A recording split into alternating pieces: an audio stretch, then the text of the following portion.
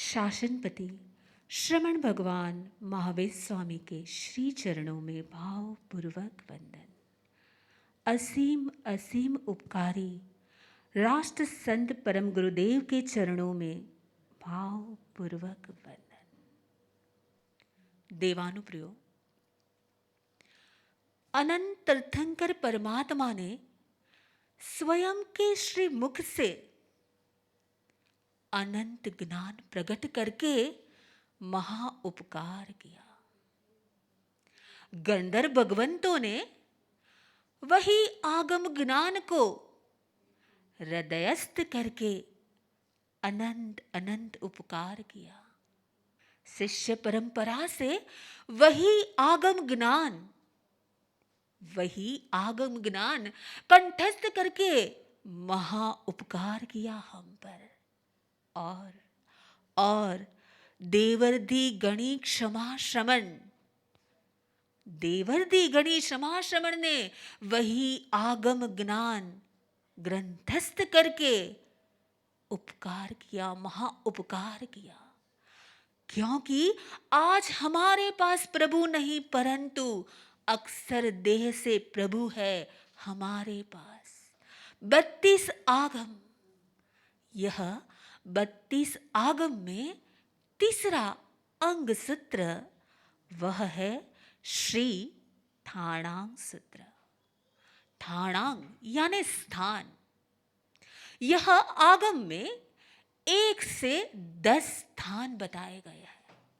क्रमिक 1, 2, 3, 4 यानी कि 1 तो एक स्थान पे जो भी एक वस्तु है उसका वर्णन, 2 स्थान पे 2 का वर्णन, ऐसे करके 10 स्थान पे क्रमिक और अनेक विषयों का 32 आगम में आते अनेक सब्जेक्ट का यहाँ निरूपण किया गया है। यह जैनिज्म की डिक्शनरी है, क्योंकि अनेक सब्जेक्ट, अनेक विषय, अलग अलग भाव, यानी कि जिसे यह सूत्र कंठस्थ करना हो ना, तो यह ठाणांग सूत्र अलग अलग सब्जेक्ट आपको इजीली याद रह जाए ना, वैसा है। देखते हैं यह प्रभु के ज्ञान को सबसे पहला स्थान, एक स्थान एगे आया। आत्मा एक है, आत्मा का स्वरूप एक है, यानी कि सभी आत्माओं में क्या समानता है? सभी आत्मा में चैतन्य रूप है, यानी कि आत्मा अकेला है। यानी प्रभु कहते हैं तू किसी को अपना बनाने की भूल नहीं करना। अप्पा मितम च, आत्मा ही तेरा मित्र है। एक स्थान में प्रभु महावीर अकेले एकांकी मोक्ष एकांकी, यानी कि प्रभु के साथ कोई साधु नहीं गए थे, प्रभु अकेले ही मोक्ष में गए थे। ऋषभ देव से पार्श्वनाथ परमात्मा, उसके साथ अनेक साधु मोक्ष में गए थे उसी समय, पर प्रभु महावीर अकेले ही मोक्ष में गए थे। अनुत्तर विमान, सबसे श्रेष्ठ विमान, वह विमान तो असंख्याता योजन लंबे चौड़े पौड़े होते हैं, लेकिन उसमें रहने वाले देव, अनुत्तर विमानवासी देव, उसकी हाइट, उसकी अवगाहना कितनी है? 1 हाथ की है। एक स्थान में अलग अलग सब्जेक्ट। दूसरा स्थान यानी जगत के सर्वभाव द्वित्व स्वभाव वाले हैं। संसार है, मोक्ष है, जीव है, जड़त्व है, पॉजिटिव है, नेगेटिव है, शाश्वत है, अशाश्वत है, सभी द्वित्व भाव वाली वस्तु है, यानी कि जगत में हर जगह प्रतिस्पर्धक है। और यही बात से हमें परमात्मा यह भी बताते हैं कि कोई भी व्यक्ति सिर्फ बुरा ही नहीं हो सकता, उसमें अच्छाई भी हो सकती है। यह है दूसरा स्थान। दर्शन, 2 दर्शन, सम्यक दर्शन और मिथ्या दर्शन, राइट विजन और रॉन्ग विजन। तीसरा तीसरे स्थान में प्रभु ने बताया, हम देखते हैं कई बार कई लोग घर में ही मृत्यु हो जाती है। 3 महीने के बच्चे को कोरोना हुआ और उसकी मृत्यु हो गई। यह अल्प आयु क्यों होती है? परमात्मा ने वह भी सीक्रेट बताया कि अल्प आयु के कारण है हिंसा, अल्प आयु का कारण है असत्य वचन बोलना, और असत्य वचन और उसके साथ साधु संतों को अयोग्य आहार पानी बहराना, वह अल्प आयु के कारण है। और उससे अपोजिट दीर्घ आयु, लंबा आयुष्य यानी हिंसा का त्याग, असत्य वचन का त्याग, यानी कि सत्य वचनवादी हमेशा लंबा लंबा आयुष्य पाता है, और साधु साध्वी को निर्दोष आहार पानी बहराने से भी दीर्घ आयुष्य की प्राप्ति होती है।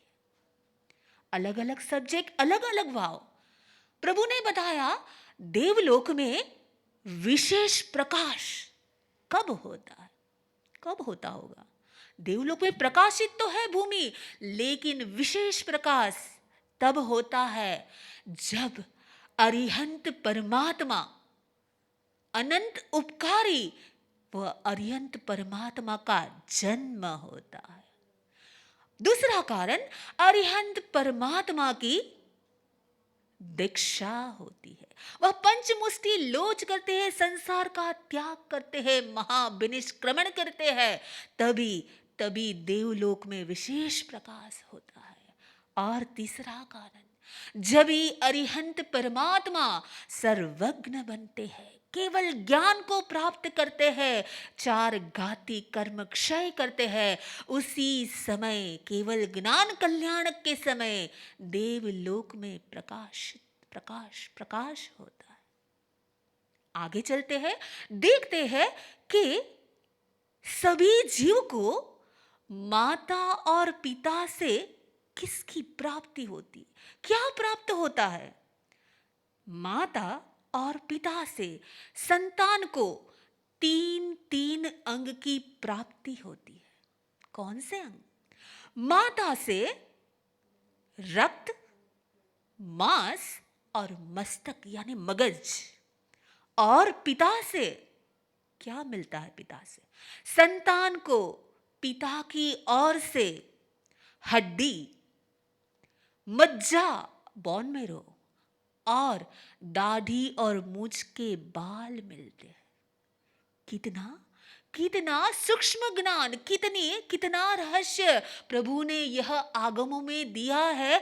आगे चलते हैं, देखते हैं कि तीसरे स्थान पर और क्या कहा है। भगवान जानते थे कि पंचम आरा है, और पंचम आरे में ज्यादातर झगड़े, कंकाश, क्लेश होता होगा। और यह उसका उपाय क्या है? प्रभु ने आत्मरक्षा के 3 उपाय बताए। सबसे पहले, अगर कोई ऐसी परिस्थिति हो, अगर मतभेद हो, अगर झगड़ा हो गया हो, तो सबसे पहले सामने वाले व्यक्ति को समझाना चाहिए, प्रभु के वचन की समझ देनी चाहिए। पर अगर वह व्यक्ति नहीं समझता तो क्या करना चाहिए? तो उसे मौन होना चाहिए। और फिर भी परिस्थिति नहीं संभलती ना, तो व्यक्ति को वह स्थान छोड़ देना चाहिए, ऐसा परमात्मा ने कहा है। यानी कि वही स्थान पे रहने से झगड़े ज्यादा हो सकते हैं, तो वह स्थान छोड़ देना चाहिए। आत्मरक्षा के 3 उपाय। उसके बाद यह भूमि पर, यह पृथ्वी पर अर्थक्वेक, भूकंप क्यों आता है? भगवान ने वह बात भी बताई। भगवान ने कहा, हम जिस पृथ्वी पर रहते हैं, वह पृथ्वी यानी पहली नरक, रत्न प्रभा की पृथ्वी का ऊपर का तल है। यानी कि यह रत्न प्रभा की पृथ्वी के ऊपर के तल में कोई पुद्गल परमाणु का चलायमान होना, तो कंपित होना, तो उसी के कारण पृथ्वी में यानी कि यहाँ पे भूकंप आता है। दूसरा कारण, यही पहली नरक रत्न प्रभा में कौन रहते? देवता।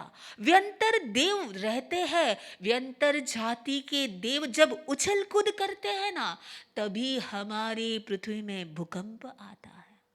तीसरा कारण, भवनपति देव, वह भी पहली नरक में ही रहते हैं। यह सुवर्ण कुमार, नाग कुमार आदि देवता देवलोक में रहते हुए भी परिग्रह के कारण, देवियों के कारण उसमें युद्ध होता है। और युद्ध के समय जब देवता भूमि पर प्रहार करते हैं, तो वह शस्त्र के प्रहार से यह भूमि हमारे यहां अर्थक्वेक आता है। आगे चलते हैं, देखते हैं प्रभु ने और क्या बताया है। 3 स्थान पे प्रभु ने बताया है शुद्धि के 3 स्थान। किसी भी पदार्थ को शुद्ध करना है तो कैसे किया जाए? भगवान ने बताया, मिट्टी, जल यानी पानी, और मन की शुद्धि के लिए, मन को शांत करने के लिए मंत्र साधना, मंत्रोच्चार, 3 स्थान शुद्धि के। उसके बाद आगे चलते हैं, देखते हैं परमात्मा ने क्या बताया है। उपकारक व्यक्ति बताया है। 3 उपकारक व्यक्ति, माता पिता, सेठ और कौन? गुरु, जो अनेक आत्माओं को तिराने के लिए जिसका जन्म हुआ है, जो गुरु के स्थान पर है, जो अनंत करुणावान है, जो हमें मोक्ष तक पहुंचाते हैं, वह गुरु का उपकार असीमित है। माता पिता और सेठ का उपकार भव पर्यंत है, पर गुरु का उपकार वह बदला चुकाया नहीं जा सकता। प्रभु ने बताया सेवा वैयावच का फल क्या है। गुरु की सेवा करने से, आचार्य की सेवा करने से, वैयावच करने से, अगलान भाव से, निस्वार्थ भाव से, प्रशंसा के भाव से सेवा करने से, भगवान ने यहां तक बता दिया कि वह व्यक्ति, वह आत्मा सर्व कर्म का क्षय करके, महानिर्जरा करके सिद्धत्व को प्राप्त करता है। आगे 5वां स्थान क्या बताया? कई बार हम देखते हैं कोई व्यक्ति अगर माता को, पिता को उपाश्रय स्थानक में छोड़ने आता है, लेकिन वह व्यक्ति नीचे ही खड़ा रहता है, ऊपर नहीं आता, दर्शन नहीं करता। क्यों ऐसा? भगवान ने 2 तरह के व्यक्ति बताए, 2 तरह के, सुलभ बोधि, दुर्लभ बोधि। बोधि यानी धर्म के प्रति रुचि, श्रद्धा, विश्वास, धर्म करने का मन होना, और यह धर्म के प्रति श्रद्धा हो जाए, रुचि हो जाए, सरलता से रुचि हो जाए ना, वह सुलभ बोधि आत्मा है। तो यह जीव सुलभ बोधि कैसे बनता है? तीर्थंकर के गुणगान करने से, तीर्थंकर प्ररूपित धर्म की प्रभावना करने से, सेवा करने से, उसके प्रति अहोभाव करने से, आचार्य, उपाध्याय, गुरु की सेवा अहोभाव पूर्वक, बहुमान पूर्वक उसकी भक्ति करने से, साधु, साध्वी, श्रावक और श्राविका चतुर्विध संघ की सेवा करने से, गुणगान करने से, और संयम और तप से देव गति प्राप्त, देवलोक की देवता का गुण कीर्तन करने से व्यक्ति सुलभ बोधि होता है। और यही 5 स्थान में अरिहंत परमात्मा का और धर्म का गुणगान नहीं करने से वह दुर्लभ बोधि यानी धर्म की प्राप्ति हो जाती है, परंतु धर्म के प्रति रुचि नहीं होती, श्रद्धा नहीं होती। यह बात बताई। भगवान महावीर सुपर साइकोलॉजिस्ट और साथ में डॉक्टर भी थे। प्रभु ने क्या क्या बताया, कितने सीक्रेट बताए। प्रभु ने यह बताया कि आपके शरीर में रोग उत्पत्ति के कारण कौन से हैं, कौन से कारण से आप निरोगी नहीं रह सकते, उसका कारण बताया। ज्यादा भोजन करने से, अति मात्रा में सोने से, अति मात्रा में जागने से, प्रतिकूल आहार करने से, लघु नींद और बड़ी नींद यानी कि जो कुदरती क्रिया है उसे रोकने से भी आप रोगी बन सकते हैं। काम भोग का अति सेवन करने से आप रोगी बन सकते हैं। यानी कि नियमितता, अति, कोई भी अति सेवन वह रोग का कारण है, यह प्रभु बताते हैं। जब जीव एक गति से दूसरी गति में जाता है, मृत्यु होती है जीव की, तब तब मृत्यु होती है, तब शरीर में से जब जीव निकलता है ना, तब वह जीव किस मार्ग से निकलता है, कौन से पार्ट से निकलता है, और कौन से पार्ट पे निकलने से जीव कौन सी गति में जाता है ना, वह भी भगवान ने यहां बताया। उसे कहते हैं निर्याण मार्ग, यानी कि जीव के निकलने का मार्ग। जब मृत्यु होती है तब शरीर में से जीव अगर पैर में से निकलता है ना, तो नियमा वो जीव कौन सी गति में, नरक गति में जाता है। अगर मृत्यु के समय लास्ट में जो अंग हिल जाता है, जो अंग गर्म रहता है, उसी में से अगर वह अंग कमर है, कमर का भाग है, उसमें से जीव निकलता है, तो वह तिर्यंच गति यानी एनिमल बनता है। तीसरा, अगर छाती में से जीव निकलता है, वह भाग में से निकलता है, तो जीव मनुष्य गति को प्राप्त करता है। जीव अगर मस्तक में से निकलता है, कई बार हम देखते हैं कि मुंह में से फीन आ जाती है, नाक में से कुछ द्रव्य निकलते हैं, यानी कि मस्तक के भाग में से अगर जीव निकलता है तो वह नियमा देव गति में जाता है। और अगर सर्वांग से, सर्व अंग से जीव निकलता है तो वह जीव मोक्ष गति में जाता है। यह है 5 निर्याण मार्ग। यही आगम में प्रभु ने जैनिज्म का इतिहास बताते हुए 10 आश्चर्यकारी घटना बताई है, जो घटना कभी नहीं होती है, लेकिन अगर कभी हो गई, यह आश्चर्य, यह अछेरा, यह आश्चर्यकारी घटना प्रभु महावीर, ऐसा कहा जाता है कि कभी भी तीर्थंकर और केवली भगवान को उपसर्ग नहीं आते, परंतु प्रभु महावीर को तीर्थंकर अवस्था में, केवली अवस्था में उपसर्ग आया था। गौशालक का उपसर्ग उस पर तेजोलेश्या गौशालक ने छोड़ी थी। यह पहला आचेरा है। दूसरा आचेरा गर्भ अपहरण।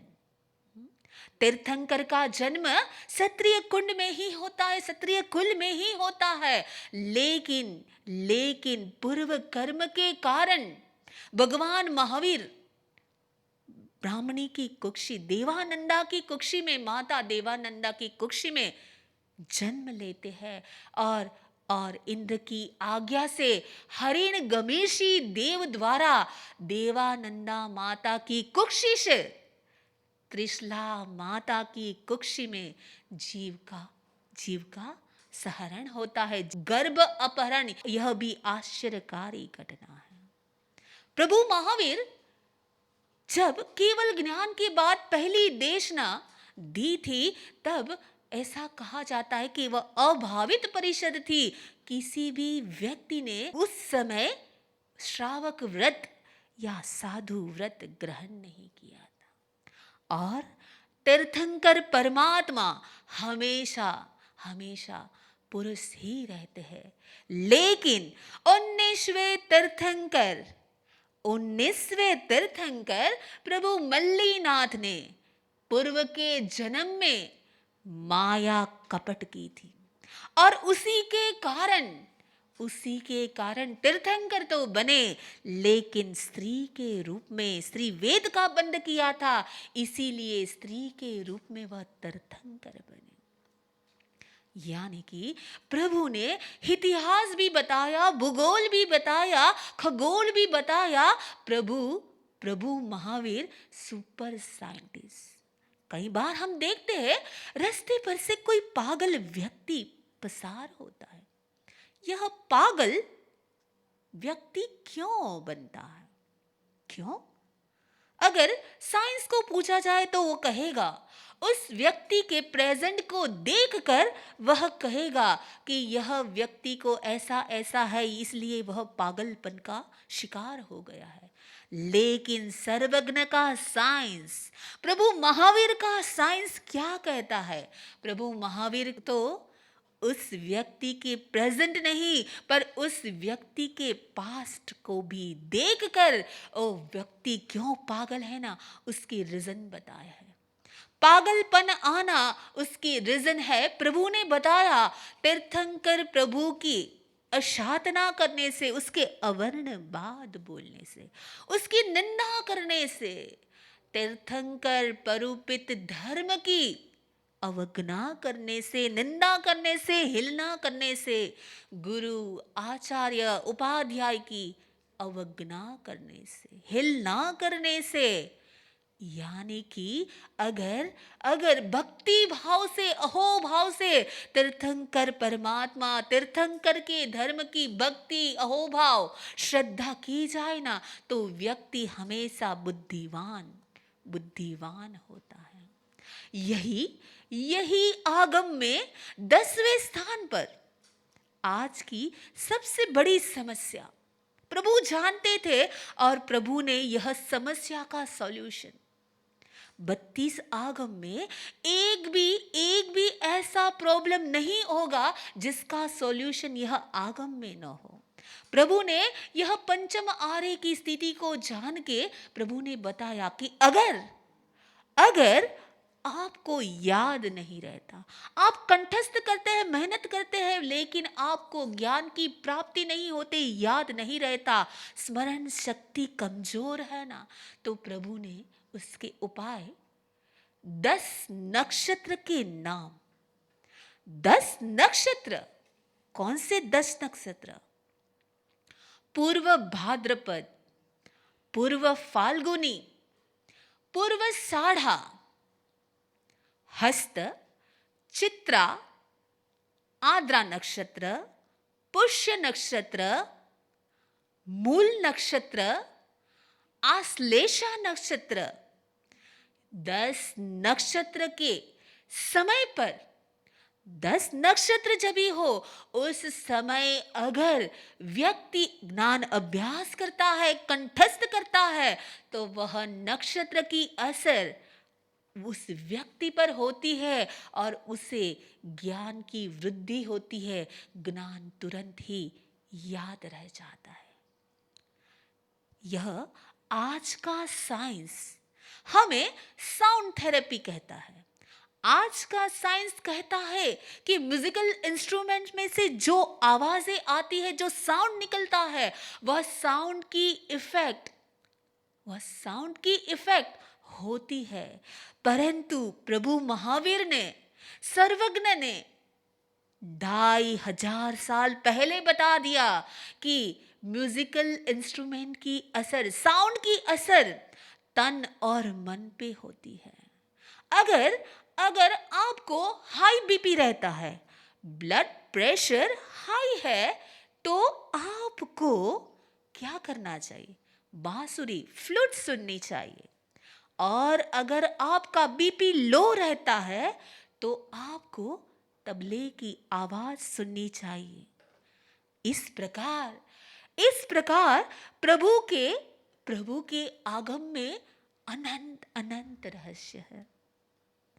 प्रभु ने यह संवत्सरी के पहले लोच करना क्यों बताया है? साधु साध्वी को अपने बाल क्यों त्याग करना है? यह बात भी, यह सीक्रेट भी बताया है, क्योंकि बाल वह विकार का कारण है। बाल वह विकार का कारण है, इसीलिए बाल का त्याग करने को कहा है। प्रभु का ज्ञान अनंत है, और अनंत ज्ञान में से एक बूंद गुरु गम से हम जानेंगे, हम समझेंगे, हम सीखेंगे, और जब भी उस ज्ञान का हम आचरण में लाएंगे ना, उस ज्ञान को हम आत्मसात करेंगे ना, तभी हम सिद्धत्व की ओर दिशा में कदम बढ़ाएंगे और सिद्धत्व की प्राप्ति कर सकेंगे। तो यह आगम ज्ञान को गुरुगम से हम जानेंगे। ગુરુદેવના ચરણોમાં ભાવપૂર્વક વંદન. Sri Thanang Sutra, the third Ang Sutra among the 32 Jain canons. Thanang means sthan, which means placement. All the subjects in this world which are in the count, it has been placed. The entire Thanang Sutra is divided into 10 parts, ranging from 1 to 10. All the subjects in the world which comprises of count 1 is put in the first part, and all the subjects which are in the count of 6, for example 6 Lesha, is been mentioned in the 6th part of the Thanang Sutra. Thanang Sutra is basically a dictionary to all the subjects in this world. The first placement, which means Ege Aya, soul is one. We have learned earlier that souls are infinite. Then why one? Be it you, be it me, be it Gurudev, or be it Paramatma. We all are separate individuals and have separate souls. But there is a similarity between all of us. We have a same kind of soul which possesses same characteristic of having a conscious state. So with the reference to the similarity in the characteristic of the soul is one. The second thing, which is Bhagwan Mahavir Swami was Ekaki Nirvani, which means that in this Avsar Pinikal, Tirthankars from Rushavdev Bhagwan to Pashnath Bhagwan, when their souls were liberated, there were other souls as well. There were other souls as well who at the same time, at the same samay, had attained liberation. But it was only Bhagwan Mahavir Swami who had gone to moksha alone. Bhagwan Mahavir Swami has shared a biggest secret that at one single time, in one single moment, 108 soul can liberate together. The souls which are born in Anuttar Viman. What is the height of the Anuttar Viman celestial being? It is just one hand, which is from this tip to this tip. Second placement. All the subjects in this world have a dual state, which means that if there is darkness, then there is light as well. If there is negativity, then there is positivity as well. If there is attachment to the world, then there is freedom from the world as well. So through this sutra, we come to know that nothing is permanent. If things can go wrong, then there is a chance where we can correct those things. Moving forward to the third placements. We have seen that there are many people who have a lifespan of 100 years, 109 years. But there are some people who are just born, come out from the womb and they expire. Why so? Bhagwan Mahavir Swami has shared a biggest secret through this. There are 3 reasons why one can have a longer lifespan and 3 reasons why one can have a shorter lifespan. We'll go for the shorter lifespan first. The people who indulge in violence, the people who speak false statement, or the people who offer inappropriate food to an ascetic, a sadhu sadhvijis, then he binds a karma where he has a shorter lifespan. And the opposite, where he doesn't indulge in violence, he doesn't speak false statement, and when he offers appropriate food with good feelings to an ascetic, he binds a longer lifespan. We have often seen that when a child is born, we say that he resembles like his mother or he resembles like his father. In this Agam, Bhagwan Mahavir Swami has said that there are some organs of a body which resembles like a mother, which is blood, a mass and a brain. They resemble like a mother. And a bone our bone marrow, and any kind of hair on our body, which could be our beard or which could be our mustache, resemble like our father. Normal days there are possibility when conflicts can arise between two people. So how do you resolve the conflicts? To which Bhagavan Mahaveswami has said in this Thanang Sutra 3 ways in which one can resolve conflicts. First is to make the other person understand through the preachings of Paramatma. The second, if he is not able to understand you, then what can you do? You stay mum. You don't speak anything. You just remain silent. And the third thing is, if the situation go worse and he's not listening at all, you just leave the place. We have often seen that if you lose the contact between two people, then we even lose the gravity of the emotions between them. So there are 3 ways in which one can resolve conflicts. Bhagwan Mahavir Swami was a super scientist. He could, without even any other instrument, he could make out that what are the reasons of earthquakes. We stay on Ratnaprabha, the terrace of Ratnaprabha, and beneath the terrace of Ratnaprabha, there are 7 naraks in which Narki stays. Now, in this Ratnaprabha, if there are movements in the Parmanus, in the Pudgal of the land, then the land trembles. And because of the shaking of the land, we experience earthquake on the terrace of Ratnaprabha. In the Ratnaprabha, similarly, like the Narkis, there are Vyanvantar days also. When they get frisky or when they jump or when they bounce around, at that time Ratnaprabha shakes. And that is why, this is also one of the reasons why earthquake happens. And the third reason is that in Ratnaprabha, like Vyanvantar Dev, even Bhavanpati Dev reside. And when two Bhavanpati Dev have quarrel between them or when they fight, because of some reason, the trembling happens in Ratnaprabha, and that is also one of the reasons why earthquake can take place. Bhagwan Mahavir Swami in this Thanang Sutra has said that one should never forget the favors of 3 people. First is the parents who have given them birth. The second is the boss who provide them their livelihood. And third is the guru who manages everything. He takes the complete responsibility of a soul to take towards moksha, towards nirvana of a soul. Moving forward to the 5th placement, which is the Niryan Marg. How can one know that which would be his next birth? In which gati one will go? During his last moment at his deathbed, the other people, if they are very observant enough, then one can know that in which gati a person is going to go. We've often seen that at his deathbed, the soul gets separated from the body. And the soul comes out from a body from a particular part of the body. And when the soul comes out, that particular part of the body shakes. So being observant enough that which part of the body is shaking, one can understand in which next gati a person is going to go. For example, if his legs move at his last moment, then there is a possibility of he going to Narak gati.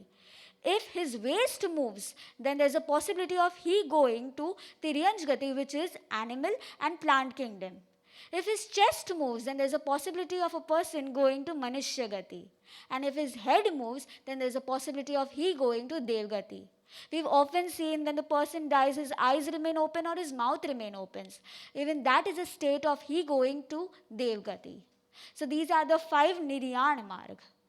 Now, in Thanang Sutra, Bhagwan Mahavir Swami has said that there are 5 ways in which a person can go insane. What are these 5 activities which a person does because of which he can go insane, he can go mad? So first thing is that when he disrespects Arihant Paramatma, when he dispraises religion, when he disrespects Guru Bhagwans, or when he disrespects any other sadhu sadhvijis. There is the 5th category, which is that when there is an outcome of his own Mohaniya karma, at that point of time also a person can go crazy and can go insane. In the 10th part of Thanang Sutra, Bhagwan Mahavir Swami has mentioned 10 nakshatras. Thanang Sutra is one agam which talks about arithmetic, mathematics, astronomy, geology, history, everything. It talks about how many doctors are there, it talks about how many suns are there, how many moons are there, how many kind of people are there. So now in this Thanang Sutra, if we take an approach of understanding this Thanang Sutra, then we can make a difference in our life.